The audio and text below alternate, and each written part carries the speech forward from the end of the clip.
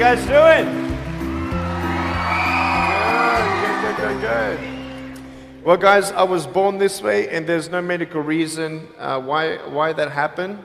My brother and my sister were born with arms and legs, and sometimes in life, things happen that don't make sense. My doctors never thought that I'd be able to walk, and today,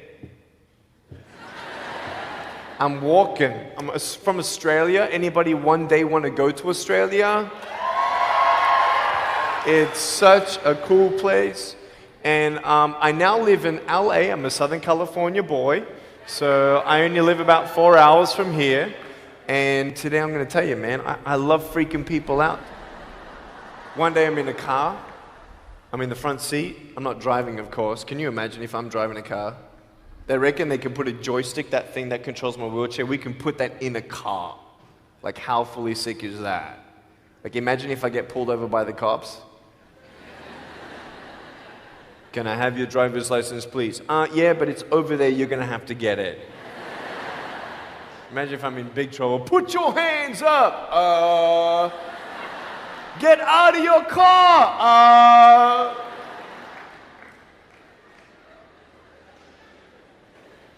So I'm in the front passenger seat, we're at the traffic lights, and this car comes up next to us, and this girl's looking at me. And I'm looking at her, she's looking at me, I'm looking at her, she's looking at me, I'm looking at her.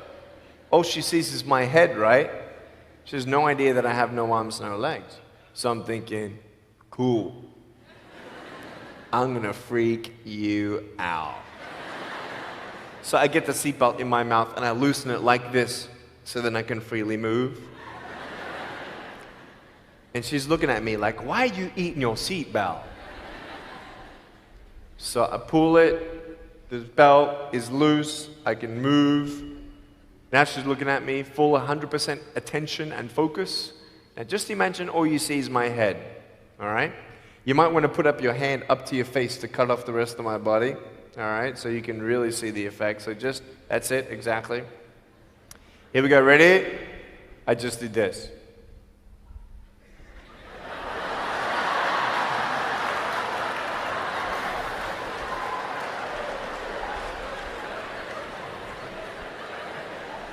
And her face, man, she was like, she nearly ran the red light, man. It was so good. My parents always said, Nick, you don't know what you can achieve until you try it. And the doctors looked at me and said, he's not going to walk, he's not going to go to school, he's not going to do anything in his life. And then my parents, they just loved me like crazy and said, you got to try. Try this, try that, try this, try that. And I'm thinking sometimes like, Mom and Dad, you're crazy, man. I have no arms, no legs. How would I ever be able to do this or do that? But they encouraged me and they loved me. And as human beings, we're waiting for stuff like that. We all want love. Everybody say, love. Very good. We all want love, and I went to school, and I wanted to be cool. You go to school, and you want to be accepted, and so you see these guys, and you're like, oh man, everyone swears like every third sentence, F this and F that and F and this and F. Like what? Like they think they're cool, And so I'm thinking, man, maybe I need to be like them to be cool. And then you compare each other with how we look, and I wish I was smarter, I wish I was taller, I wish I was shorter, I wish I was more popular, I wish I did this, I wish I didn't have that. I wish my life was different. That was me when I was about 8 years old. I looked at myself and I looked at everybody else, and everyone else had more than me. And I'm asking, why? Why me? Have you ever asked the why me questions but get nowhere?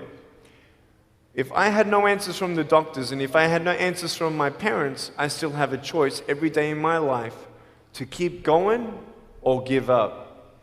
You see this book up here? This is my favorite book in the whole wide world. This is my favorite book, the Bible. And here I am.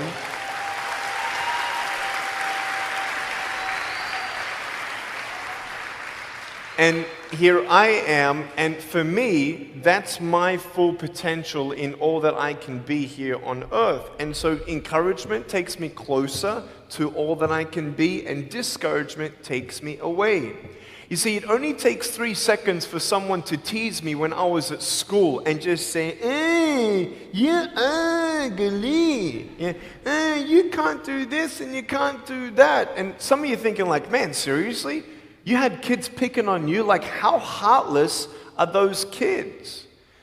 Picking on me with no limbs, like, you would probably say, well, I'm not that bad. I wouldn't pick on a kid with no limbs. But why would you pick on anyone? Well, because it's fun. It's just culture. Okay, we'll get to that. But for me facing all that stuff, I'm getting these seeds. Everybody say seeds. S-E-E-D-S, seeds. Have you seen the pictures of the sequoia reds up here in California? These huge trees. Like some of the trunks could be as nearly big as this room. I've seen those photos where they've actually dug out a tunnel in a trunk of a tree. You can drive a full-size SUV right through it. That all started with a little seed. If you leave a seed of lies in your heart and in your mind and you don't know the truth, if you don't know the truth, you will die with the lie. I started dying because I started believing what I was told. I want you to know the 3 things that I needed to come to in my life is the truth of my value, the truth of my purpose, and the truth of my destiny. I want you to know something. In our mind, we put ourselves down all the time. I want to ask you today, do you think I'm cool enough to be your friend? But I don't swear, I don't use the F-bomb. Am I still cool enough to be your friend? But I don't tease people. Am I still cool enough to be your friend? But I have no arms, no legs. Seriously.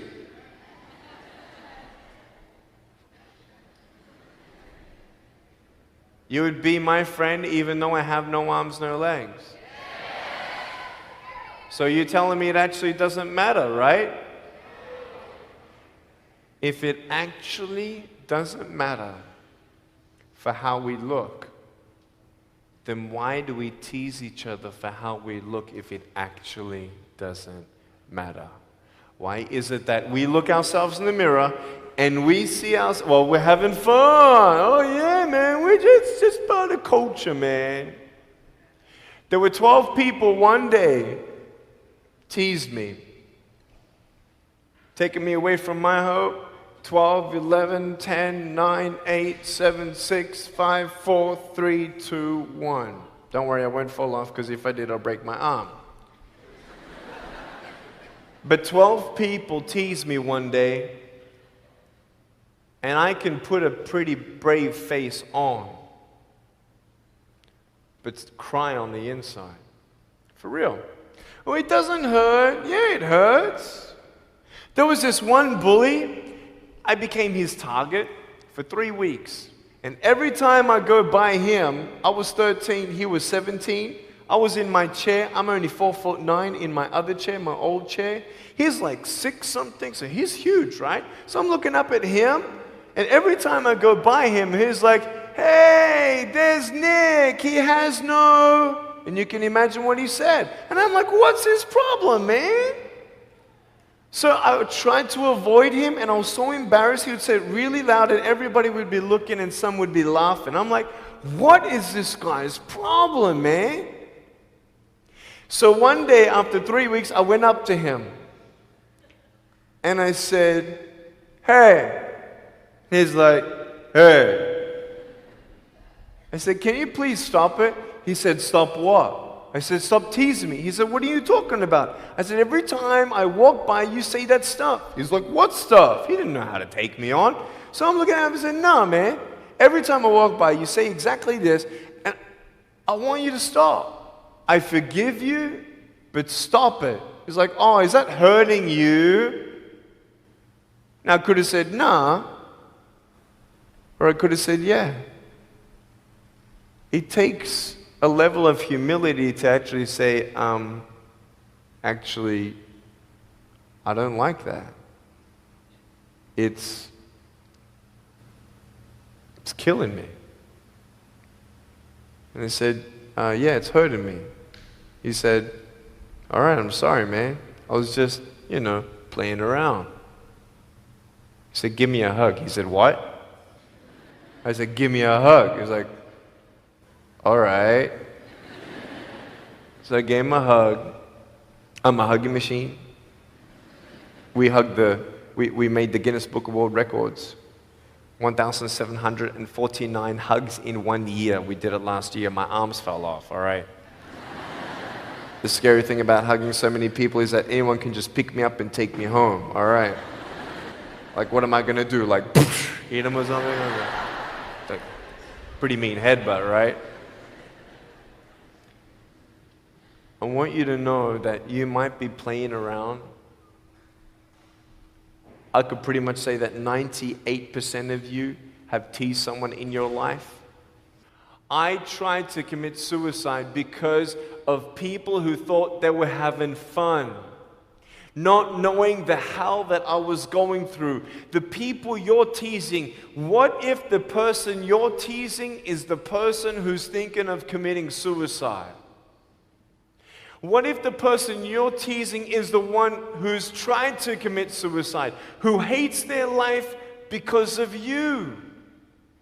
You don't know if the person you are teasing is the son or daughter of a drunk at home getting abused. And all they need is someone like you to keep on pushing them this way. We need hope. So find something else to do. Find positive things in your own life. I don't care about how you look. I will never, ever, ever tease you. I will never tease you. I could tease you. I could be tough. People thinking that bullying is tough. It ain't tough. My wheelchair, this is tough. This thing, man. I'll tell you something. You ready? This wheelchair. This thing's so tough. When my friend built this for me, he said, you're gonna love it. I said, what, does it go fast? He said, no, but it's tough. And I said, well, what do you mean? He said, you'll find out. The torque in these motors at the bottom, at the back, this thing, if someone's holding it, I'm telling you, it can go 90 degrees. I went 80 degrees up, all right? Someone's holding me to make sure I don't tip back. My wife, she loves shopping with me because she just jumps on the back and we go shopping. Like, she just shops and shops because she doesn't drop, right? We just go and do it. It's fun. Now, what I tried one day to do, you'll never believe me, maybe you will, just know that every word that comes out of my mouth is not an exaggeration. One day, I needed to move a car. So I got my wife to put my car, my 66 Chevelle, in neutral. It's a 2.5-ton car. And I backed it back with this thing. Just like this, like nothing. This thing is tough. Guess what? The definition of tough means it's strong. To show your strength, you need to do something that's difficult. I would sound so stupid if I said, hey guys, I got a Matchbox car one day and I got some fishing line and I towed that Matchbox car all around all day. How tough is my BMW? That's stupid. That's the same thing with bullying. You think you're tough? You're trying to show your strength? That's not your strength. Let me come back in 10 years and let me get your anyone have a 3-year-old nephew? Anybody have a 3-year-old nephew? Cool, put your hands down. I will get any one of your 3-year-old nephews, bring them tomorrow night at where I'm speaking, and we're going to put him up on stage, and let me show you how tough I am. We'll get your 3-year-old nephew, and we'll put him up here on the table, and let me tease him. Let me show you how tough I am. That's what you are. I could pick on you, you biggest bullies. I could pick on anything you like. Any singer, Any music that you like, I could tease you. I could tease your family. I could tease your friends. I could tease about the movies that you think are really cool. I could tease anything about you. I could tease you about your nose, your eyes, your teeth, your chin, your hair, your ears, your elbows, your knees, your whatever, man. I can tease you about anything. It ain't hard, just like you can tease me. You want to know what tough is? Go to the people you teased and say sorry. You want to know what tough is? Go up to the people who still tease you and say, hey, stop it. I forgive you, but please stop it. That's tough.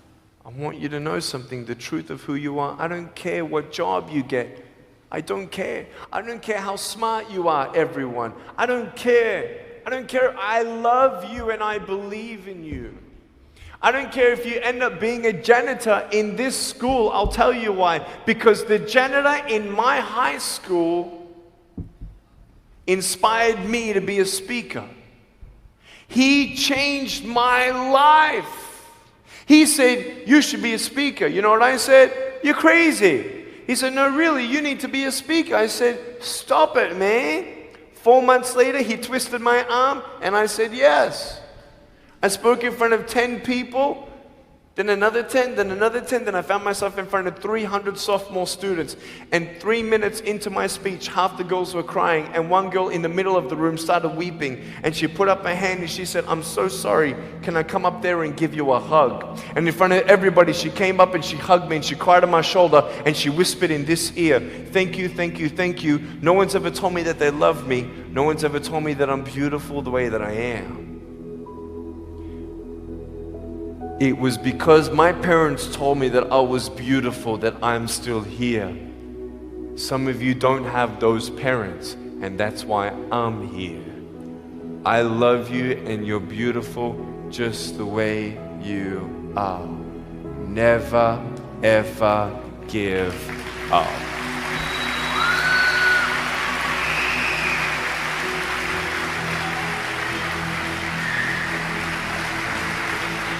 How many schools do you think that I spoke to actually stopped bullying altogether? Okay. Whoever said one, you were correct. One school out of 600, I got a letter from the headmaster, and he said, Nick, you forever changed our school, blah, blah, blah. We haven't seen any bullies pick on anybody for 8 months straight. We don't know what happened, but in the best words that I can describe, there's just a new thought in the air that it just ain't cool anymore. It just ain't cool. I want to ask you, what are you going to do? Are you going to continue on at the risk of knowing that in each section, this section right here, 5 people are already trying to commit suicide? That section there, 5 people. When you extrapolate it out, what if the person you're teasing is one of those, and you have no idea? Would you find something else to do? So, the change is up to you. If you want to see more love in your school, be love. If 50% of the school come together and say, you know what, it just ain't cool anymore, the people who think it's still cool, every time they look down upon you, I want you to imagine my face looking at you. Because I'm telling you, everyone you're teasing is my brother and my sister. And you're my brother and you're my sister.